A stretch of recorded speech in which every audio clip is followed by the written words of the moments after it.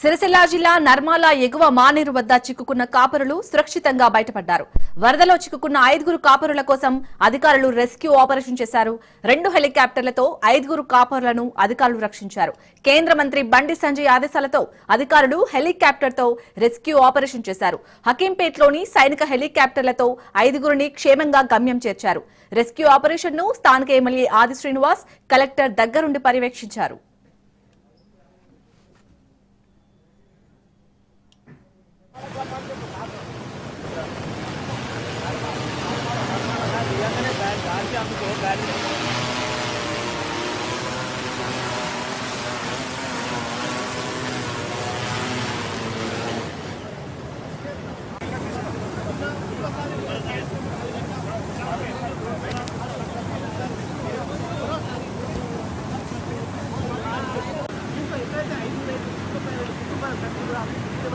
ఆందోళన ఆ 5 రైతులకు సంబంధించిన కుటుంబ సభ్యులైతే ఆందోళన చెందుతున్నారు.